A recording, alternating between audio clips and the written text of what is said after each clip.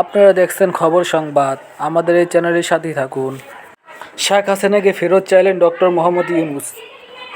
ব্যাংককে বিমস্টেক সম্মেলনের ফাঁকে বাংলাদেশের প্রধান উপদেষ্টা অধ্যাপক ডক্টর মোহাম্মদ ইউনূস ও ভারতের প্রধানমন্ত্রী নরেন্দ্র মোদী আধা ঘন্টারও বেশি সময় ধরে দ্বিপাক্ষিক বৈঠক করেছেন। বৈঠকে বাংলাদেশের পক্ষ থেকে শেখ হাসিনাকে ফেরত পাঠানো সহ বিভিন্ন স্বার্থ সংশ্লিষ্ট বিষয় তুলে ধরা হয়। প্রধান উপদেষ্টার প্রেস সচিব শফিকুল আলম এ তথ্য জানিয়েছেন। শফিকুল আলম বলেন, বাংলাদেশ ও ভারত দুই দেশের সরকার প্রধানের মধ্যে অনুষ্ঠিত বৈঠকটি অত্যন্ত গঠনমূলক ও ফলপ্রসূ হয়েছে। আমাদের সঙ্গে পারস্পরিক স্বার্থ সংশ্লিষ্ট সব ইস্যুতে আলোচনা হয়েছে। প্রেস সচিব বলেন, শেখ হাসিনার প্রত্যর্পণ এবং ভারতে বসে তিনি উস্কানিমূলক বক্তব্য দিচ্ছেন, এসব বিষয় বৈঠকে তুলে ধরা হয়েছে। এছাড়া সীমান্ত হত্যা, তিস্তা নদীর পানি বণ্টনসহ পারস্পরিক স্বার্থ সংশ্লিষ্ট বিভিন্ন বিষয়ে ফলপ্রসূ আলোচনা হয়েছে।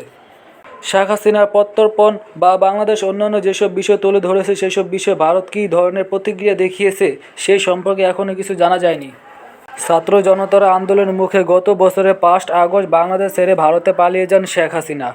শুরুতে অন্তর্বর্তীকালীন সরকারের দায়িত্ব গ্রহণের পর এই প্রথমবারের মতো অধ্যাপক ইউনূসের সঙ্গে ভারতের প্রধানমন্ত্রীর বৈঠক হলো।